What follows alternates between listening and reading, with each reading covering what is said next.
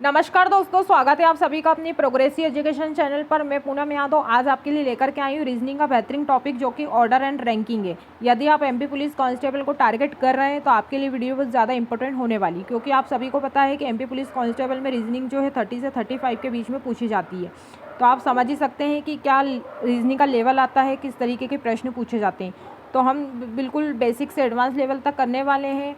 Order को अलग समझेंगे, रैंकिंग को अलग समझेंगे, दोनों के कॉन्सेप्ट को समझेंगे और दोस्तों हर एक छोटी से छोटी चीज़ों को कवर करते चलेंगे ताकि आपको प्रश्न हल करने में किसी भी प्रकार की कोई दिक्कत ना आए। तो बस आपको वीडियो को पूरा एंड तक देखना है। वीडियो अच्छी लगे तो लाइक करिएगा, शेयर करिएगा और यदि आप हमारी चैनल पर नए जुड़े तो चैनल को सब्सक्राइब कर ले ताकि रोज़ की वीडियो के नोटिफिकेशन आपको मिलते रहें। तो चलिए इसी के साथ करते हैं क्लास की शुरुआत।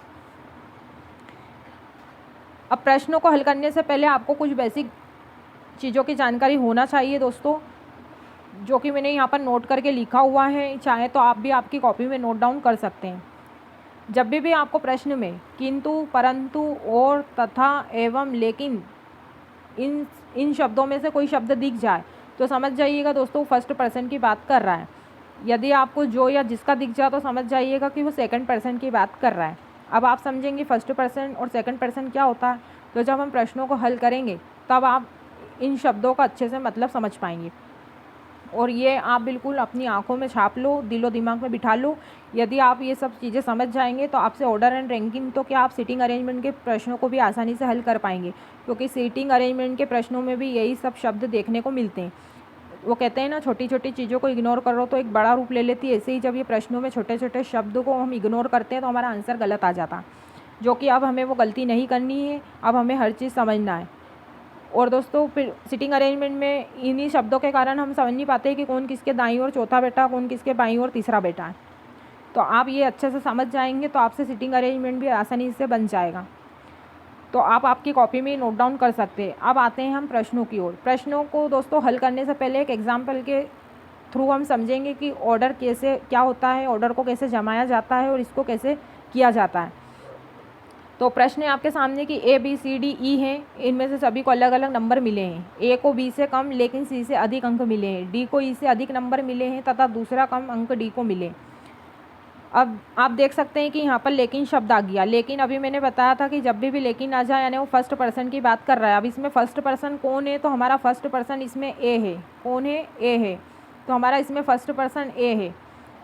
अब आते हैं हम प्रश्नों को हल करते हैं दोस्तों और समझते हैं कि इसको कैसे हल किया जाता है। ए को बी से कम लेकिन सी से अधिक, मतलब बी को ज़्यादा मिले ए से और ए को ज़्यादा मिले हैं सी से, ऐसा ये बोलना चाह रहा है। डी को ई से अधिक नंबर मिले हैं तथा दूसरे कम अंक डी को मिले। यहाँ पर इन्होंने एक लाइन दे दी कि दूसरे कम अंक डी को मिले। दूसरे मतलब नीचे से दूसरे नंबर पर डी को कम अंक मिले, तो मतलब ये डी हो गया और ये ई हो गया। अब हमारा प्रश्न पूरा जम चुका है दोस्तों। अब आपसे कैसा भी वो प्रश्न पूछ ले कि बताओ सबसे ज़्यादा अंक किसको मिले, तो आप बता सकते हैं कि बी को मिले। सबसे कम अंक किसको मिले, तो सबसे अधिक अंक बी को मिले और सबसे कम अंक ई को मिले।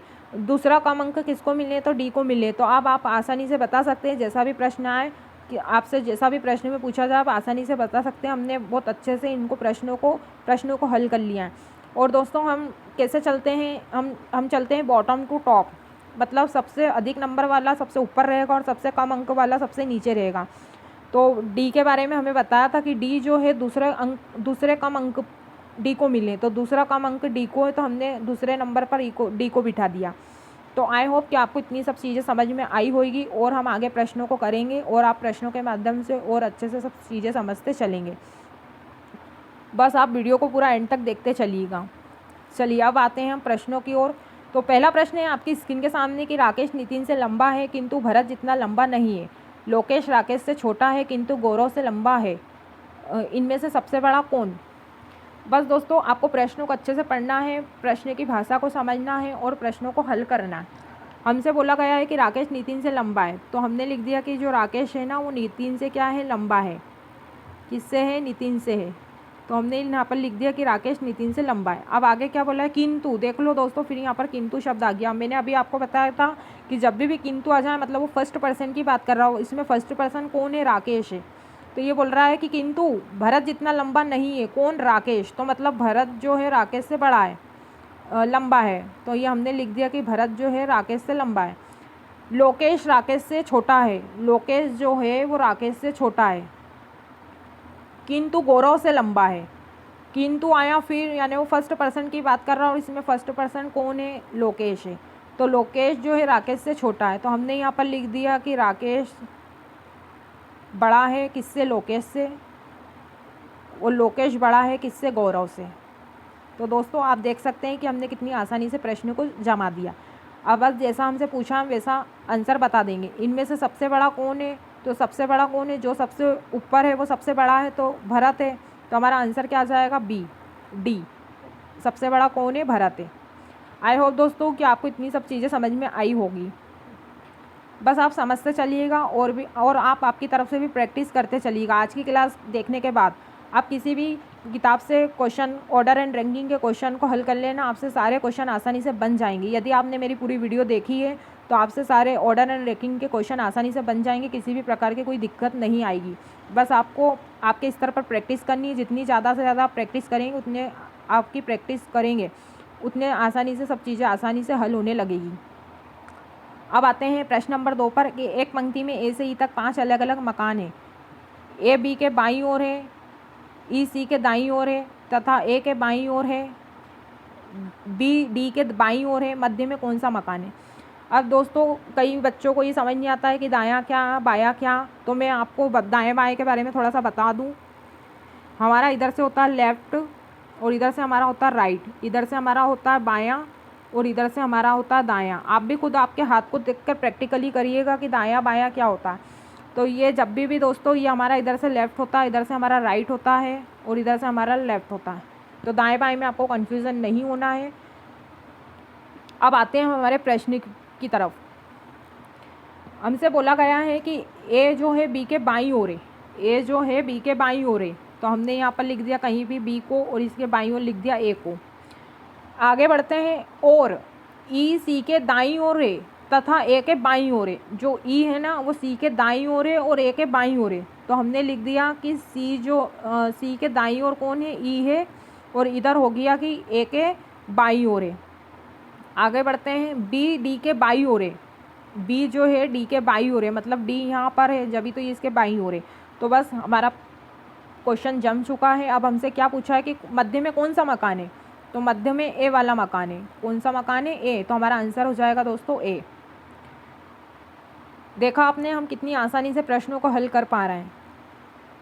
चलिए बढ़ते हैं हम नेक्स्ट क्वेश्चन की ओर। क्वेश्चन नंबर 3 आपकी स्क्रीन के सामने है और ये जो प्रश्न आपको दिख रहा है दोस्तों, ये आबकारी कांस्टेबल में पूछा गया, एमपी आबकारी कांस्टेबल में पूछा गया प्रश्न है। अमर के पास राम से अधिक धन है, राम के पास सुभाष जितना धन नहीं है, तरुण के पास विमल से अधिक धन है लेकिन अमर जितना धन नहीं है। सुभाष के पास अमर से ज़्यादा धन है, सबसे ज़्यादा धन किसके पास है? तो चलिए इसको भी करते हैं हल। हमसे बोला है अमर के पास राम से अधिक धन है, तो हमने यहाँ पर लिख दिया अमर के पास क्या है? राम से अधिक धन है। तो हमने यहाँ पर लिख दिया कि राम से अधिक धन अमर के पास है। राम के पास सुभाष जितना धन नहीं है, तरुण के पास विमल से अधिक धन है लेकिन अमर जितना धन नहीं है। अब ये फिर यहाँ पर लेकिन आ गया। अभी इसके पहले मैंने आपको बताया जब भी लेकिन आ जाए तो वो फर्स्ट पर्सन की बात कर रहा है और इसमें फर्स्ट पर्सन कौन है? तो इसमें फर्स्ट पर्सन तरुण है। तो ये बोल रहा है कि तरुण के पास विमल से अधिक धन है, तो हमने लिख दिया कि तरुण के पास जो है विमल से अधिक धन है लेकिन अमर जितना धन नहीं है। ठीक है। सुभाष के पास अमर से ज़्यादा धन है, मतलब सुभाष के पास अमर से ज़्यादा धन है, तो हमने यहाँ पर लिख दिया सुभाष, कि सुभाष भैया के पास क्या है? ज़्यादा धन है। तो बस हमारा प्रश्न जम चुका है। अब हमसे प्रश्न में क्या पूछा है कि सबसे ज़्यादा धन किसके पास है? तो आपको दिख ही रहा होगा कि जो सबसे टॉप पर बैठा है उसी के पास ज़्यादा धन होगा। तो हमारा आंसर हो जाएगा ए, सुभाष के पास सबसे ज़्यादा धन है। तो आपने देखा हमने कितनी आसानी से प्रश्नों को हल कर लिया और ये सब आए हुए प्रश्न हैं दोस्तों जो हम हल कर रहे हैं। तो चलिए बढ़ते हैं हम नेक्स्ट क्वेश्चन की ओर। क्वेश्चन नंबर 4 आपकी स्क्रीन के सामने। एम, डी, आर, पी और क्यू सभी का वजन अलग अलग है। आर सिर्फ एम से हल्का है तथा पी जो है क्यू और डी दोनों से हल्का है। इनमें से दूसरा सबसे हल्का कौन? आर जो है सिर्फ एम से हल्का है, तो हमने लिख दिया यहाँ पर जो आर है ना वो बस एम से हल्का है। किससे है? एम से हल्का है आर। मैं थोड़ा नीचे लिख देती हूँ, आर जो है सिर्फ एम से हल्का है। अब आगे क्या बोला है? पी क्यू और डी दोनों से हल्का है। तो पी, अब एक प्रश्न में समझ रहे होंगे कि क्यू और डी का कोई स्थान नहीं बताया हमें कि डी क्यू से ऊपर है या क्यू डी से ऊपर है, हमें ये स्थान नहीं बताया। तो हमें जब कोई जानकारी नहीं दी गई हो तो हम कहीं भी दोनों को ऊपर नीचे लिख सकते हैं। हमसे बस ये बोला है कि पी जो है क्यू और डी से हल्का है, तो कहीं पर भी क्यू को बिठा दो, क्यू और डी ये हमने लिख दिया। अब हमसे क्या पूछा? दूसरा सबसे हल्का कौन? तो आपको नीचे से देखना है कि दूसरा हल्का कौन। तो सबसे हल्का हमें आर दिख रहा है और उससे हल्का कौन दिख रहा है? दूसरा पूछा है ना, तो दूसरे नंबर पर कौन है? एम है। तो हमारा आंसर क्या हो जाएगा? एम, क्योंकि उन्होंने नीचे से दूसरा हल्का पूछा है, तो हमारा आंसर हो जाएगा एम। चलिए बढ़ते हैं हम नेक्स्ट क्वेश्चन की ओर। क्वेश्चन नंबर 5 आपकी स्क्रीन के सामने। यह भी एमपी पटवारी में पूछा गया प्रश्न है दोस्तों। 5 कुर्सियां हैं C1, C2, C3, C4 और C5 एक के ऊपर एक स्थापित की गई है। यदि C1 C2 के ऊपर है, C3 C4 के ऊपर है किंतु C5 के नीचे है और C4 C1 के ऊपर है, कौन सी कुर्सी बीच में है? तो C1 जो है C2 के ऊपर है, C1 जो है C2 के ऊपर है, तो हमने लिख दिया C1 जो है C2 के ऊपर है। C3 C4 के ऊपर है किंतु C5 के नीचे है। चलिए अभी देखते हैं इनको। C4 C1 के ऊपर है, C4 C1 के ऊपर है, तो हमने यहाँ पर लिख दिया C4। अब आते हैं हम हमारी पहली वाली लाइन पर। C3 C4 के ऊपर है, जो C3 है ना वो C4 के ऊपर है, किंतु देख लो फिर किंतु आ गया दोस्तों। अभी किंतु मैंने बताया था, जब भी किंतु आ जाए फर्स्ट पर्सन की बात कर रहा हूँ। अब इसमें फर्स्ट पर्सन कौन है? तो हमारा इसमें फर्स्ट पर्सन C है, C3 है। तो इन्होंने बोला है कि C3 तो C5 के नीचे है, तो C5 के नीचे कौन है? C3 है। अभी हमारा क्वेश्चन जम चुका है। अब आपसे जैसा भी प्रश्न पूछा है हमें उसका आंसर देना है। हमसे पूछा है कि कौन सी कुर्सी बीच में है, तो आप देख ही सकते हैं कि कौन सी कुर्सी बीच में है, तो C4 वाली कुर्सी बीच में, तो हमारा आंसर क्या हो जाएगा? डी। अब चलते हैं नेक्स्ट क्वेश्चन की ओर। क्वेश्चन नंबर 6 आपकी स्क्रीन के सामने। सौरभ संदीप से लंबा है, अमित सौरभ से लंबा है, सुभाष अमित से लंबा है, सत्तू सभी से लंबा है। यदि वे अपनी लंबाई के अनुसार खड़े होते हैं तो ठीक मध्य में कौन होगा? तो ठीक है, सौरभ संदीप से लंबा है, तो हमने लिख दिया यहाँ पर सौरभ जो है संदीप से लंबा है, तो हमने यहाँ पर लिख दिया संदीप। अमित सौरभ से लंबा है, अमित जो है ना सौरभ से लंबा है, तो हमने यहाँ पर लिख दिया अमित। बस आपको इनको जमाना आना चाहिए, बाकी तो प्रश्न में कुछ भी ऐसा रहता नहीं है दोस्तों कि आपसे बने ना, सब बन जाएगा। बस आपको जैसा प्रश्न बोलते जाए वैसा आपको इनको जमाते चलना। अब सुभाष अमित से लंबा है, सुभाष जो है अमित से लंबा है, तो हमने अमित के ऊपर सुभाष को बिठा दिया कि सुभाष जो है अमित से लंबा है। सत्तू सभी से लंबा है, सत्तू जो है सभी से लंबा है, तो हमने सबसे ऊपर सत्तू को बिठा दिया। अब हमारा प्रश्न हल हो चुका है। अब जैसा हमसे पूछा है हम उसका आंसर आसानी से बता देंगे। तो आपसे पूछा है कि ठीक मध्य में कौन बैठा है, तो आप भी देख कर के बता सकते हैं कि ठीक मध्य में अमित बैठा है, तो हमारा आंसर क्या हो जाएगा? अमित। ए वाला हमारा आंसर सही हो जाएगा। तो दोस्तों अभी तक हमने जितने भी ऑर्डर के क्वेश्चन करे हैं, आई होप कि आप सभी को समझ में आए होंगे।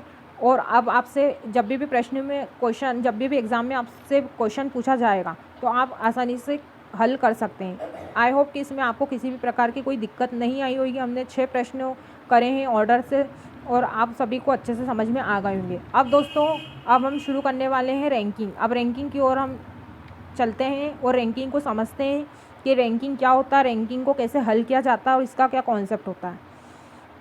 अब बात कर रहे हैं हम रैंकिंग की। अब ऑर्डर हम कर चुके हैं, अब रैंकिंग पर आ गए। अब इसको भी दोस्तों हम एग्जाम्पल के थ्रू पहले समझेंगे और ये कैसे आया इसको समझेंगे। यह आप सभी को रटा हुआ है, मुझे पता है कि आप आपको ये सब चीज़ आपको रटी हुई है, लेकिन दोस्तों रटना हमारा काम नहीं, हमें हर चीज़ समझना है। अगर ये भी रटा हुआ है तो ये भी दोस्तों कैसे आया या कैसे बना है इसको मैं समझाऊंगी, बताऊंगी।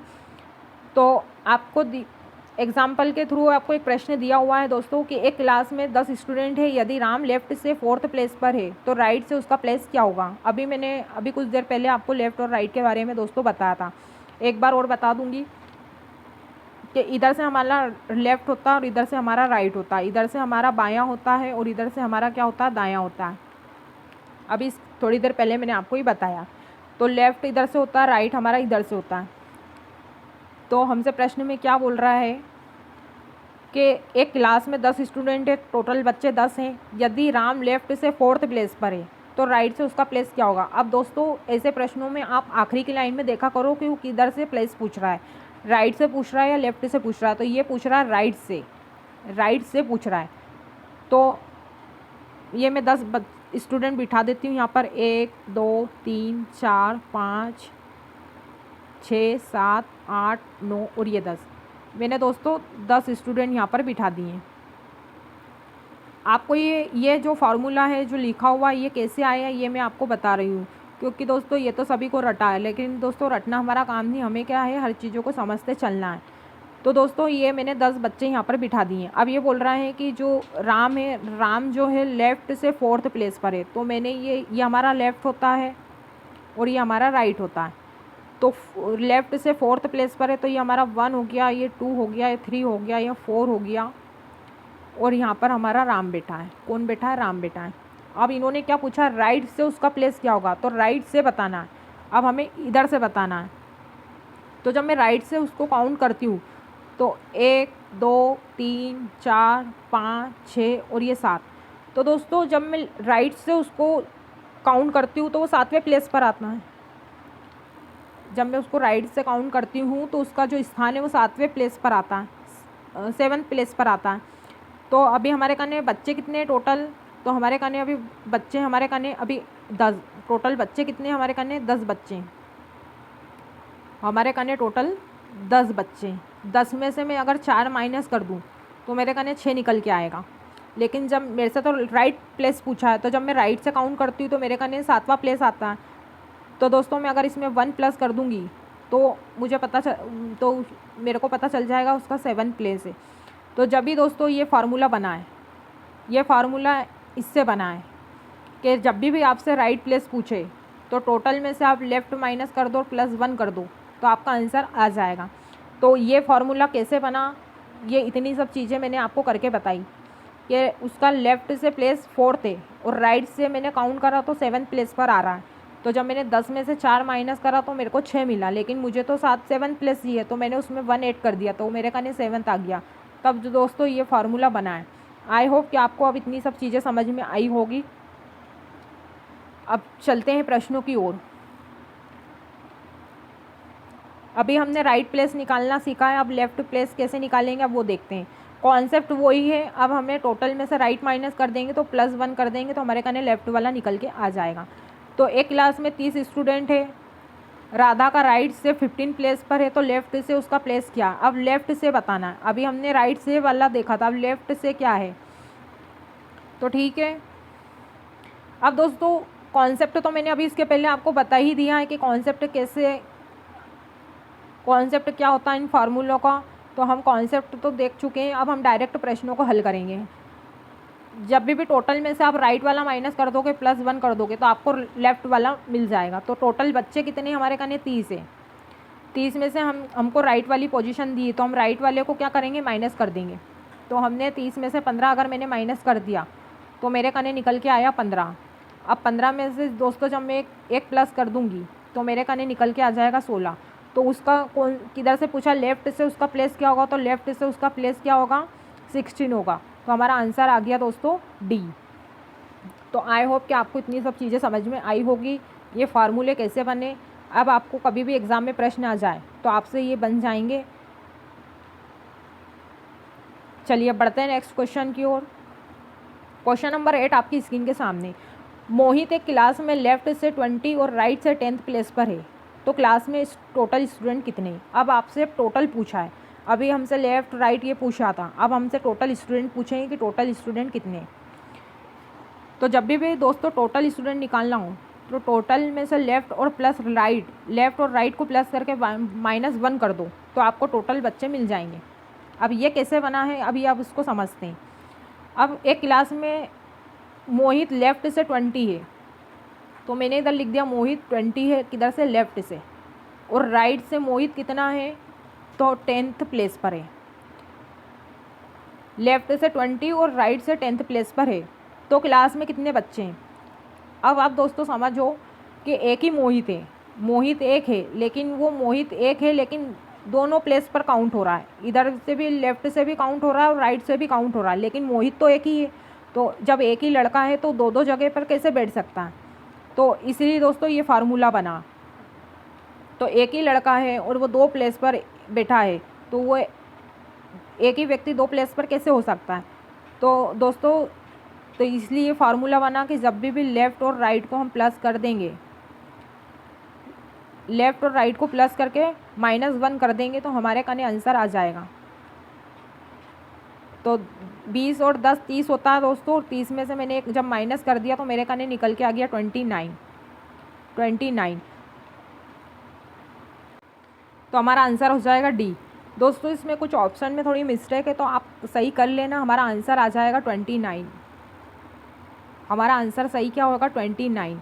तो दोस्तों ये फार्मूला इससे बना है, क्योंकि जब एक ही व्यक्ति है तो 2 प्लेस पर कैसे काउंट होगा, तो इसलिए हम 1 माइनस करेंगे तो हमें पता चल जाएगा कि टोटल स्टूडेंट कितने हैं। आई होप कि आपको ये सब चीज़ें समझ में आई होंगी। अब चलिए बढ़ते हैं नेक्स्ट क्वेश्चन की ओर। क्वेश्चन नंबर 9 आपकी स्क्रीन के सामने है। 2 व्यक्ति ए और बी हैं, जिसमें से ए लेफ्ट से 8th प्लेस पर है तथा बी राइट से 10th प्लेस पर है। यदि दोनों अपना प्लेस इंटरचेंज कर लेते हैं तो ए लेफ्ट से 11th हो जाता है, तो क्लास में टोटल स्टूडेंट कितने हैं। अब दोस्तों अब ये प्रश्न, अब ये टाइप भी चेंज हो गया है और इसका पूछने का तरीका भी बदल गया, क्योंकि अब यहाँ पर एक चीज़ आ गई है इंटरचेंज, मतलब वो अब अपना स्थान आपस में बदल लेंगे। अब वो कैसे बदलेंगे और कैसे प्रश्नों को हल करेंगे, आइए इसी को समझते हैं। तो मैं प्रश्न कलर चेंज कर लेती हूँ, ब्लैक ले लेते हैं। अब इन्होंने कहा 2 व्यक्ति है, एक ए है और एक बी है, एक ए है और एक बी है। ए जो है लेफ़्ट से 8th प्लेस पर है और बी जो है राइट से 10th प्लेस पर है। तो मैं यहाँ पर लिख देती हूँ 10th प्लेस पर कौन है, हमारा बी है। यदि दोनों अपना प्लेस इंटरचेंज कर ले, मतलब वो दोनों अपना स्थान आपस में बदल ले, मतलब कि इधर बी आ जाए और इधर ए आ जाए, तो ए लेफ़्ट से 11th हो जाता है। तो मतलब ए जो है लेफ़्ट से कितना हो जाता है, 11th हो जाता है। तो टोटल स्टूडेंट बताइए। तो दोस्तों जब भी आपको ऐसे प्रश्न दे दिए जाएं और जब भी आपको टोटल निकालने का पूछे, तो एक व्यक्ति के बारे में हमें दोनों जानकारी होना चाहिए, उसका लेफ़्ट प्लेस भी मालूम होना चाहिए और उसका राइट प्लेस भी मालूम होना चाहिए। जब आपको एक का लेफ़्ट और राइट पता चल जाएगा तो आप टोटल स्टूडेंट निकाल लेंगे। तो हमें ए का लेफ़्ट भी पता है प्लेस, राइट प्लेस भी पता है, तो बस हम आसानी से टोटल स्टूडेंट निकाल लेंगे। तो हम ए जो है राइट से 10th प्लेस पर है और लेफ़्ट से कितना है, 11th है, तो ये हमारे काने आ गया 21। अब 21 में से 1 माइनस कर देंगे तो हमारे काने 20 निकल के आ जाएगा। तो हमारा आंसर क्या हो गया, हमारा आंसर हो गया डी। हमारा आंसर क्या हो गया, डी। तो दोस्तों आपने देखा कि हमने ये प्रश्नों को इंटरचेंज करने वालों को हमने कैसे किया। जब भी इंटरचेंज करने वाले प्रश्न आ जाएं और आपसे टोटल स्टूडेंट पूछे, तो किसी भी एक का लेफ़्ट और एक का राइट यदि प्लेस हमको मिल जाए तो हम आसानी से टोटल स्टूडेंट निकाल लेंगे, जो कि अभी हमने आपके सामने करा है। चलिए बढ़ते हैं नेक्स्ट क्वेश्चन की। क्वेश्चन नंबर 10 आपकी स्क्रीन के सामने है। 31 विद्यार्थियों की कक्षा में अरुण का स्थान 17वां है, अंत से उसका कौन सा स्थान होगा। तो दोस्तों 31 बच्चे हैं टोटल और 17वां स्थान तो दिया है, तो हमसे उसका कौन सा स्थान, अंत वाला स्थान पूछा है। तो यदि मैं 31 में से 17 माइनस कर दूंगी दोस्तों, तो मेरे कने निकल के आ जाएगा 14 आ जाएगा। अब 14 में जब मैं +1 कर दूंगी तो मेरा उसका मुझे क्या है, अंत वाला प्लेस पता चल जाएगा, जो कि 15 है। तो हमारा आंसर क्या आ गया, 15। तो बी वाला हमारा आंसर हो जाएगा। चलिए बढ़ते हैं नेक्स्ट क्वेश्चन की। क्वेश्चन नंबर 11 आपकी स्क्रीन के सामने। 60 विद्यार्थियों की एक कक्षा में जहां लड़कियां लड़कों से दुगनी है, कपिल ऊपर से 17वें स्थान पर है। यदि कपिल से आगे 9 लड़कियां हैं तो उसके बाद कितने लड़के हैं। दोस्तों ये वाला प्रश्न जो है एमपी पटवारी में पूछा गया प्रश्न है। एमपी पटवारी या आबकारी कांस्टेबल में पूछा गया प्रश्न है, लेकिन ये किसी न किसी एग्ज़ाम में आया हुआ है। अब आपको लड़की और लड़कों का अनुपात दे दिया है, क्योंकि इन्होंने कहा है कि लड़कियां जो है लड़कों से दुगनी है। तो मैं शॉर्ट में लिख देती हूँ, एक तरफ गर्ल्स और एक तरफ बॉयज़। ठीक है, लड़कियां लड़कों से दुगनी है, मतलब कि अगर लड़का एक है तो लड़की उससे दुगनी यानी 2 है। ठीक है दोस्तों। अब दोस्तों इन्होंने दिया है, हमें बोला गया है कि टोटल स्टूडेंट 60 है, मतलब विद्यार्थियों की संख्या टोटल 60 है। यदि आपने थोड़ा बहुत भी अनुपात पढ़ा है तो आपको अनुपात में दोस्तों अनुपात यदि आपने थोड़ा बहुत भी पढ़ा तो आपको पता होना चाहिए कि जब टोटल स्टूडेंट दे दिए जाएँ, यदि किसी टोटल संख्या दे दी जाए और उनका अनुपात दे दिया जाए, तो अनुपात को दोस्तों अनुपात को जोड़ के उससे भाग दिया जाता है और एक का मान निकाला जाता है। तो हमें हमें पता चल जाएगा कि टोटल लड़कियां कितनी हैं और टोटल लड़के कितने हैं। तो 2 और 1 3, 3 दूनी 6, तो हमें पता चल गया एक का मान कितना है 20 है। अब दोस्तों इससे ही मैं पता कर लूँगी कि लड़कियों की संख्या कितनी है और लड़कों की संख्या कितनी है। तो 20 का गुणा जब मैंने 2 में करा तो मुझे पता चल गया कि टोटल लड़कियां 40 हैं, और जब मैंने 1 का गुणा 20 में करा तो मुझे पता चल गया कि टोटल लड़के कितने हैं 20 हैं। ये मुझे इनकी संख्या पता चल गई कि इनकी लड़की और लड़कों की। आई होप कि यहाँ तक आपको कोई दिक्कत नहीं आई होगी। अब आगे चलते हैं कि कपिल ऊपर से 17वें स्थान पर है। यदि कपिल से आगे 9 लड़कियाँ हैं तो कपिल जो है 17वें स्थान पर है, और कपिल के आगे 9 लड़कियाँ हैं। तो मैं ये 9 लड़कियों को माइनस कर दूँगी तो मुझे पता चल जाएगा लड़कों की संख्या कि कितने लड़के हैं। तो उन्होंने कहा है कि उसके बाद कितने लड़के हैं, तो 17वें स्थान पर कपिल का स्थान है। कपिल का स्थान ऊपर से 17वें स्थान पर है और उसके आगे 9 लड़कियां हैं। तो मैं जब 17 में से 9 माइनस कर दूंगी तो मुझे कपिल का पता चल जाएगा। अब इन्होंने पूछा है तो उसके बाद कितने लड़के हैं, मतलब इसके बाद कितने लड़के, तो हमारे कहने टोटल लड़के कितने हैं 20 है। अगर मैं 20 में से 8 माइनस कर दूंगी तो मुझे पता चल जाएगा कि अभी लड़के कितने हैं। तो हमारा आंसर आ जाएगा ए कि अभी 12 लड़के हैं। तो आई होप दोस्तों कि आपको ये प्रश्न समझ में आया होगा। अब चलते हैं नेक्स्ट क्वेश्चन की ओर। और दोस्तों यदि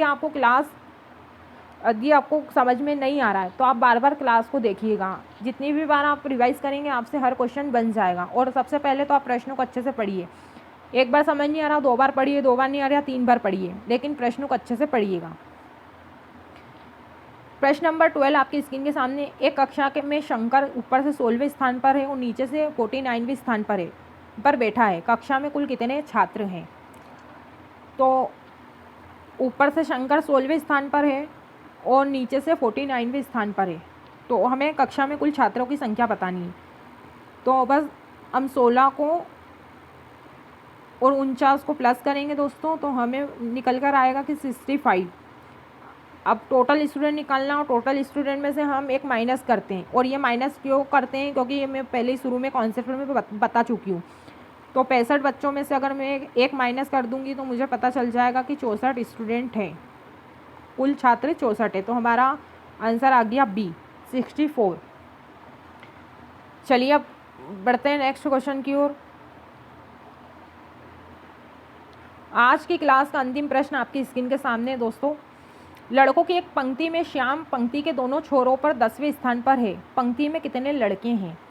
मतलब श्याम जो है इधर से भी 10th प्लेस पर है और इधर से भी जो है 10th प्लेस पर है। दोनों पंक्ति के दोनों छोर पर 10 प्लेस पर है। तो पंक्ति में कितने लड़के हैं? तो दोस्तों इधर से भी 10th प्लेस पर, इधर से भी 10th प्लेस पर है। तो 10th place plus 10th place कितना हो गया 20। और 20 में से अगर मैं 1 माइनस कर दूंगी तो मुझे पता चल जाएगा कितने पंक्ति में लड़के हैं। तो 19 लड़के हैं। तो हमारा आंसर आ गया 19। हमारा आंसर आ गया सी। तो दोस्तों आई होप कि आपको जितनी भी मैंने जानकारी बताई, जितने भी हमने प्रश्न करे, तो आप सभी को समझ में आया होगा। और दोस्तों वीडियो देखने के बाद आप किसी भी बुक से आप प्रश्नों को लगा लेना, आपसे सारे प्रश्न आसानी से बन जाएंगे। तो दोस्तों आप प्रैक्टिस करिएगा, जितने ज़्यादा से ज़्यादा क्वेश्चन हो उतने करिएगा, तो आपकी प्रैक्टिस भी अच्छे से होगी और आप हर प्रश्नों को आसानी से कर पाएंगे। तो दोस्तों आई होप कि आप सभी को वीडियो अच्छी लगी होगी। यदि दोस्तों आपको क्लास अच्छी लगी है तो हमें कमेंट्स बॉक्स में ज़रूर बताइएगा कि आपको क्लास कैसी लगी। यदि दोस्तों आपको क्लास अच्छी लगी तो लाइक करिएगा, शेयर करिएगा। यदि आप हमारी चैनल पर नए जुड़े हैं तो चैनल को सब्सक्राइब कर ले, ताकि हमारी रोज़ की नई नई वीडियो नए नए कॉन्सेप्ट के साथ आपको मिलती रहे। तो चलिए इसी के साथ मिलते हैं फिर नेक्स्ट क्लास में, फिर कोई नए टॉपिक के साथ। तब तक के लिए खुश रहिए, मुस्कुराते रहिए। जय हिंद, धन्यवाद।